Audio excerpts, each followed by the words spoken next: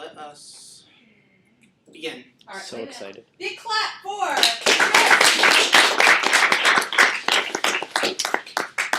Now, as we start, how many of you know about cowboys? I'm sure all of you have experienced what the cowboys are. The cowboys, we all look at them as the famous icon of the West. Well, they did not open the West like the fur trappers did. The fur trade is what really opened up America. Now, if we look in retrospect, cowboys were in the 1870s. The 1870s was after the fur trade died, essentially. But the fur trade began as early as the 1500s. Now, Europe had a great interest in America, especially the British, the Russians, the Dutch, and the French, the Spanish, the Portuguese, the Swedes. Each one of them had a colony somewhere at some time in North America, South America, Central America. But the key players in North America at the 1730s would have been the British and the Hudson Bay Company, the Russian Empire, France and New France, and the Dutch, who were floating around here and there as traders. They've lost New Amsterdam by that point, which was now New York. Hudson Bay Company was the king of fur trade.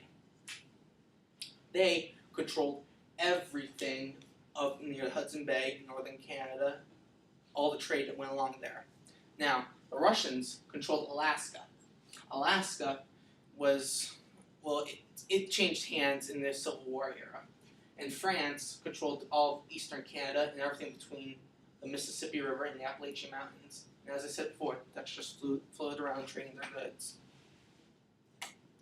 Now, the whole deal with trappers is the hats. Trappers, fur, hats. If you had a hat back in the day, you were in style.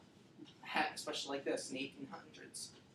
Now, the beaver pelt right here is what the trappers would procure from the stream.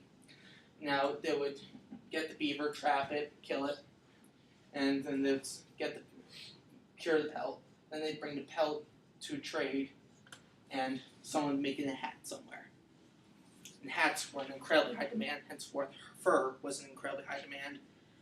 But really, there's no organized way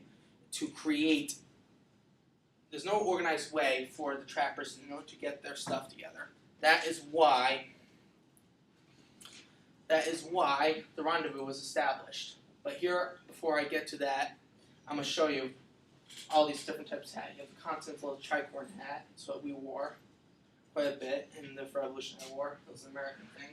You have the Navy Bicorn, Clerical, Army Shako, Wellington, Paris Bow, Dorset, Regent. Those are several hats that we could use beaver fur to make out of. Now, the Rendezvous. The Rendezvous was established in 1826 by men of the General William Ashley's Rocky Mountain Fur Company. Now, the whole idea of the Rendezvous was so the people of this company, trappers, they would all congregate in this one set area. They would, after this, when they congregate there, they would re-outfit, give their furs in for their pay, per se, and would often hang out for a bit until the next fur trapping season started. Well, this idea was a roaring success and caught on. As you can see here, we have two fur trappers, right there, and here's an image of the Rendezvous example. The Rendezvous at first started in Wyoming. And then after it started in Wyoming, it moved on to areas in Utah and nearby. It was a great deal of fun at the Rendezvous. Let's just say you go there as it evolved. Independent trappers would come, Native Americans would come, tourists would come and see what was going on, and you'd just have a rip-roaring good time, wrestling, rifle shooting, trading your furs, trading for commodities, bartering off a Native American wife, and I'm dead serious about that. They would actually barter with the Native Americans, and they would get their wife.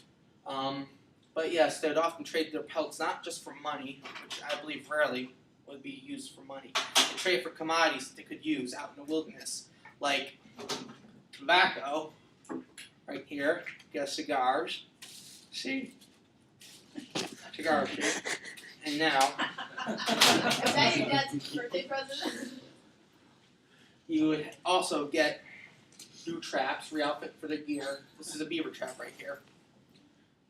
I can explain to you the beaver trapping at the end of this discussion. They'd get corn whiskey or moonshine from anyone who would sell stuff. They'd get new guns, like you have all these various rifles of the day, black powder. That's all I had. And a key thing of the fur trade, one of the big catches of trading your pelts for commodity was the Hudson Bay blanket. These blankets, I've used them out in the wilderness before. They're thick, they're warm, they're heavy, they're wonderful. As you saw in the previous slide, you had a trapper fashioned a coat out of them. Actually, two of the images had it there. It was called capote. Now, these Hudson Bay blankets were used for a long time by the British and the Hudson Bay Company. Now, at the Rendezvous I stayed before, it was a rip-roaring good time. People would be all drunk and merry. Someone would get killed here and there in a fight.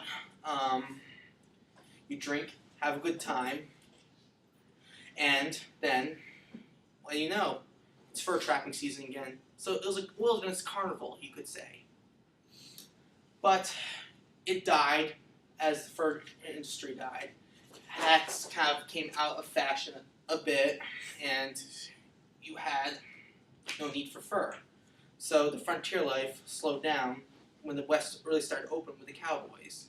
Cowboys slowed down the West. They stopped it, killed it. But they didn't open it, they killed it.